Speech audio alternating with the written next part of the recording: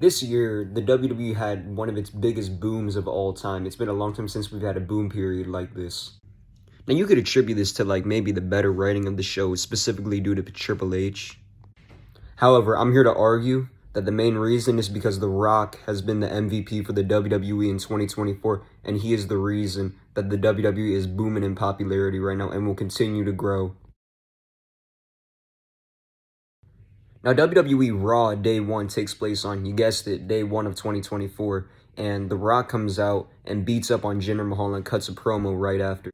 He talks and talks and talks until at the end of the promo, he asks if he should sit at the head of the table. At the time, this was like really interesting because we thought it was set in stone. We were getting Cody versus Roman, but now that The Rock called out Roman for the head of the table, like it was like, what are we going to get? We're going to get Rock versus Roman or Cody versus Roman because both those are money-making matches, but the Rock versus Roman had been a dream match for a long time. Fast forward to the Royal Rumble. Cody Rhodes wins the Royal Rumble for the second year in a row. He points at Roman Reigns, and it's like, all right, now we're 100% sure we're getting Cody versus Roman number 2 at WrestleMania 40, and we're perfectly fine with that because we want Cody to finish his story. Now, the SmackDown, after the Royal Rumble, maybe like 2 weeks after the Rumble, I'm not really sure, I didn't check, but whatever it is, Cody and Roman have their segment. Cody's like, all right, I'm coming for you. I'm coming for everything you have. I'm coming for that title, your family, everything. He's going to take the bloodline from him. He's taking everything. And we're like, awesome. Couldn't ask for anything better. But then he says not at WrestleMania. And now this was a big problem because it's like, how stupid could you be? Why would you not do it at WrestleMania? Why would you give up your main event? Then The Rock comes out. And at first the fans are cheering. But then afterwards it's like, why would they do that? They just make Cody look like an idiot. And it seemed like they were burying Cody Rhodes, honestly. Even though he was still in the main event scene. It's like, you just made him look stupid and now you're burying him? Come on. And the look on Cody's face during this segment, it says it all. He looks so sad. He's trying to keep it together. And then when he walks out of the ring, it's just so out of character. It's like they buried like his character. They might not have buried his spot on like the main event scene, but they buried his character because that's not what his character is. That's not what his character stands for. And he just walks away while giving up his main event spot. It's just, why? And this caused the fans to like really turn against The Rock because shortly before this, it was announced that he was one of the board of directors on TKO, and it was pretty obvious he was abusing his power to try to get this WrestleMania main event. Now over the next week, we get one of the craziest things since the Daniel Bryan Yes movement. We get the We Want Cody movement, and this essentially made The Rock and the WWE pivot from the storyline and to give it to Cody Rhodes. And this all leads up to the press conference that happens the next Thursday. Now, during this press event and leading up to it, the fans were all chanting Rocky sucks and die Rocky die in 2024, which is absolutely wild. And this press event really like elevated The Rock, elevated this whole storyline. So The Rock and Roman pretty much make the match official. They show the entire bloodline lineage. They shake hands on the match, but then Cody comes out to interrupt them and just says that this is BS. And then he chooses Roman Reigns. And then we get an awesome moment with the full stare on The Rock getting all emotional about his family. And then he slaps Cody with the slap heard around the world. Then they try to brawl, but obviously they don't end up brawling. And then they get separated, and then that's that for the press conference. And now the main event match is now going to be Cody Rhodes versus Roman Reigns for the Undisputed Championship. Now, this whole segment right here just showed everyone why The Rock is truly the people's champion, because he listened to the people. The people wanted Cody. He gave them Cody, and he gave them an even better storyline than they would have gone with just regular Cody Rhodes and Roman Reigns. So, now in the upcoming weeks, The Rock joins the bloodline and just completely elevates the story. And The Rock being involved in this storyline made Cody Rhodes an even bigger star and even more loved by the fans because The Rock turned heel. He went Hollywood Rock again. It was just beautifully entertaining every single week. And The Rock was there more than Roman Reigns. Like, this man was literally the MVP. He was there damn near every SmackDown. He was sometimes there on Raw. He was just always cutting great promos, always getting us hyped for the match. And you would honestly think that the match was Cody Rhodes versus The Rock in night 2 instead of Roman Reigns with how much The Rock was building this match. But then ultimately, it ends up being The Rock and Roman Reigns versus Cody Rhodes and Seth Rollins on night 1 of WrestleMania 40 to determine whether or not the night 2 main event between Roman Reigns and Cody Rhodes would be bloodline rules or just a regular match where there's no bloodline interference or anything.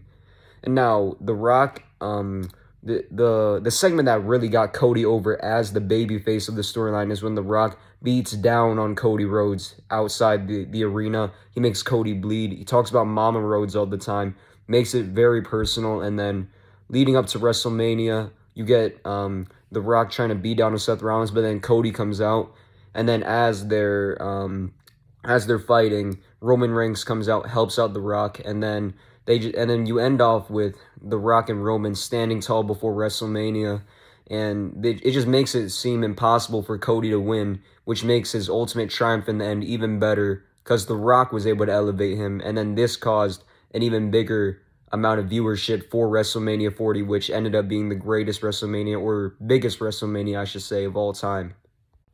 Now we get to WrestleMania 40, Night 1 in the main event. Roman Reigns and The Rock versus Seth Rollins and Cody Rhodes in a tag team match. And man, I thought this would have just been The Rock getting some strikes and a bunch of wrestlers wrestling safe. But no, this man sold. He story told. He was in the match for a very long amount of time, which surprised me. Hitting big moves, getting big moves hit on him, like even allowing Cody Rhodes to hit a rock bottom through a table. Like, The Rock really put in the work for this match. Like, we honestly owe him an apology for what we thought he was going to do in this match. He did great. Everyone in this match did great. We get maybe like 15 to 20 minutes of the first part of the match were very slow, but they were building. Every Roman Reigns match does this. It builds and builds to a better climax. And the storytelling throughout this match is beautiful. The Rock abusing his power as being a part of the board of directors for TKO, telling the referee not to count or else he's going to get him fired. So then this pretty much becomes a no-holds-barred, no disqualification tag team match, tornado tag style. Lot of shenanigans, people that aren't even legal in the match getting involved. And The Rock just selling great. He still got it for 50 years old. The end of the match comes when The Rock hits the rock bottom on Cody Rhodes into the people's elbow. 1, 2, 3, Rock and Roman stand tall. Next night is going to be Bloodline rules in the main event. Seemingly impossible for Cody to win. And then this just makes Cody even more loved by the fans, and then everyone's just rooting for Cody. No one wants to see Cody lose, and that's honestly a credit to The Rock, who made this storyline what it was. He got everyone to be on Cody's side, and that's just what a people's champion does. He listens to the people, and he just gives us the best content we could get.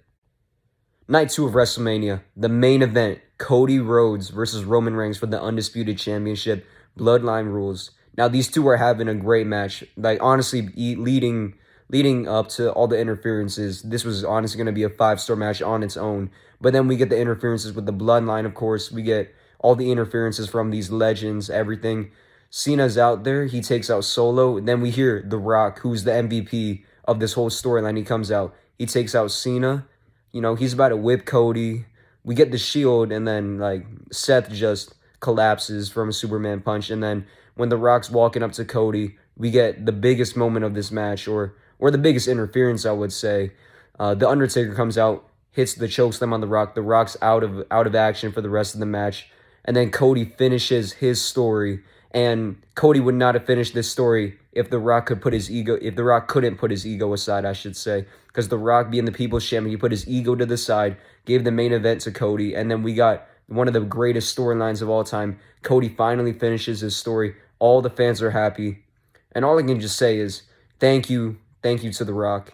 Thank you. I honestly just can't. I don't have the words to describe this storyline and what The Rock did for this storyline. This was Kid Talks Wrestling, and I'm out. Peace.